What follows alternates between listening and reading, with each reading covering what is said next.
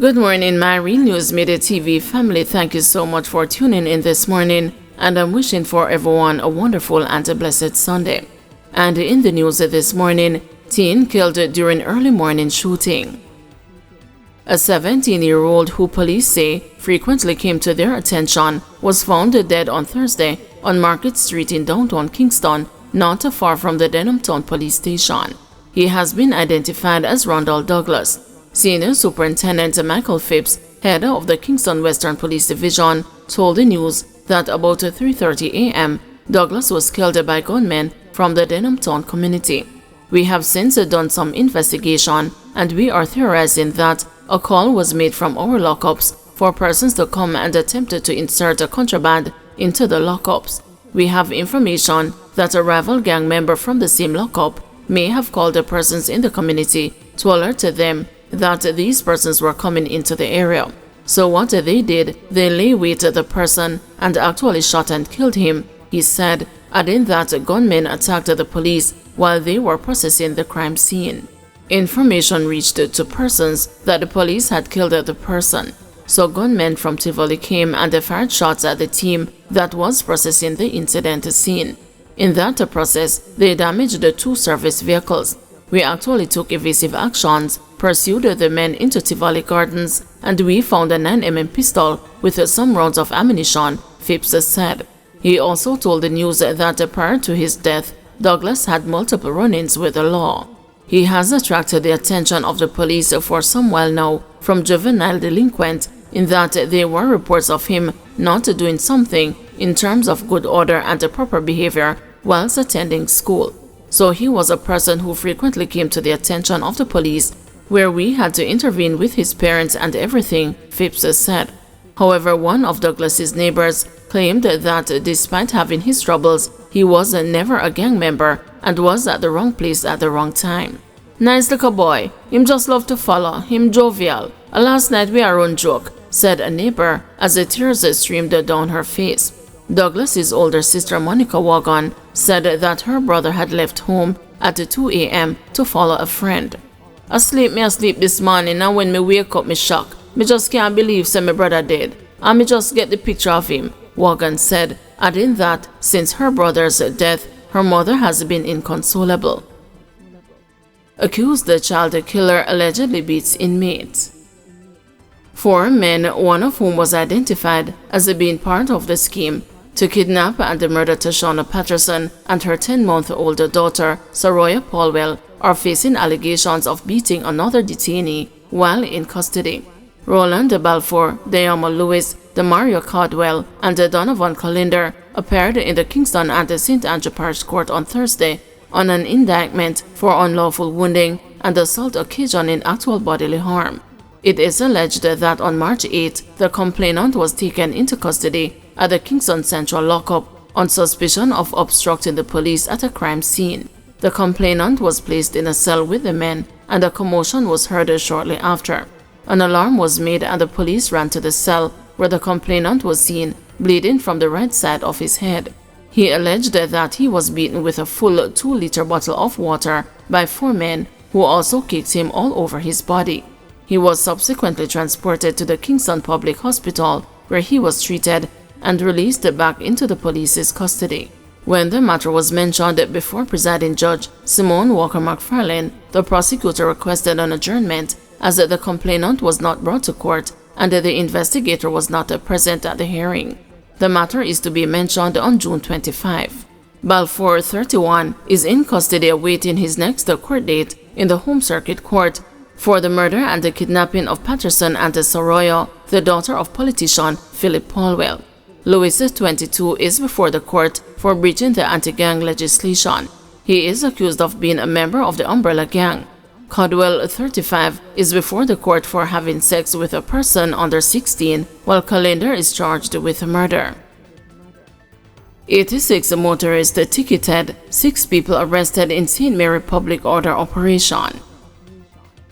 The St. Mary police ticketed 86 motorists for various traffic violations during a joint public order and the public safety operation in Port Maria on Friday. The operation, which was led by Deputy Superintendent of Police Kevin Francis, and involved health and environmental agencies also resulted in 6 people being arrested for various offenses. We have engaged our stakeholders to make St. Mary safe in this operation, where several persons, after visiting food establishments, have been prosecuted for not having any food handlers permits, DSP Francis said. The state agencies he referenced were the National Environment and Planning Agency, National Solid Waste Management Authority, the St. Mary Public Health Department, and the St. Mary Municipal Corporation.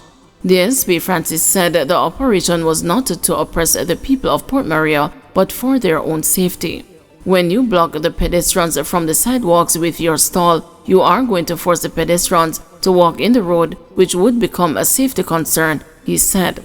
On the matter of safety, DSP Francis implored the residents who may be stealing electricity to cease and desist from doing so, considering the potential harm that can occur. I ask that you become compliant with the Jamaica Public Service and be mindful of what can happen, that children can become electrocuted, he warned. He further implored the residents not to harbor persons of interest in a crime and instead call the nearest police station. Brown Burke defends Golding in dual citizenship role. A patriotic Jamaican born and bred. That's how chairman of the People's National Party, Dr. Angela Brown Burke, has described the opposition leader and the PNP president Mark Golding as she came in his defense in the parliament recently. Golding has faced withering criticism from members of the governing Jamaica Labour Party over his dual Jamaican and British citizenship, with Prime Minister Andrew Holness declaring that even if he were to renounce his British citizenship now, the situation would be incurable. When he announced his own British citizenship on Thursday, while stating that he had begun the process of renunciation, Government Minister Matthew Samuda, who was born in London, England, urged Golding to follow suit. Members of the JLP have argued that Golding's perceived dual loyalties disqualified him from being leader of the PNP and a future Prime Minister.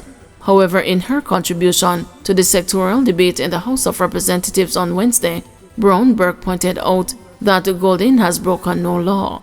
She asserted that the attacks on Golding were a ploy by the JLP to distract from important national issues. Now more than ever, we need to safeguard the truth and to prevent the manipulation of the public and the deliberate use of disinformation. This is a threat to all of us as we serve with our own conscience as our guide, Brown Burke said. When any member of the government repeats a story that is aimed at causing confusion and distorting the truth, we should all be worried, she added. The Member of Parliament for St. Andrews South Western had earlier dismissed what she said were misleading claims being made about her 96-year-old father on the internet. Regarding the Golding matter, she said recently, many have been left to ponder as misinformation deflected from other important national issues. We all know that Mark Golding, like many others in this parliament, is both a Jamaican and a Commonwealth British citizen, as is permitted by the current constitution. To continue to carry that story as if he has done something wrong is dishonest. To continue to push this story for cheap political gain is despicable. Time come for parliamentarians to live up to being honorable members of this House, Brown Burke stated. She remarked that the contribution of a patriotic Jamaican, born and bred like a Mark Golding, should never be diminished because of who his father was, especially when that father, the late Sir John Golding, has left an impressive legacy of service to Jamaicans. Nor should he be vilified by unscrupulous individuals who are seeking to score cheap political points by engaging in pedestrian politics for self-serving aggrandizement and the neophyte political distractions. Brown Burke said such actions serve no useful purpose other than to call into question the reputation of those who spew this diatribe. She also dismissed the post on social media which claimed that Golding's father was a descendant of slave owners. For the record of the curious, Mr. Mark Jefferson Golding's father, Dr. Sir John Golding, is not related to any slave owner. Full stop. Go do your homework and remember that researching David Cohen is like trying to find John Brown, Brown Burke said. She urged her fellow parliamentarians to be responsible guardians of the roles that they have been elected to play.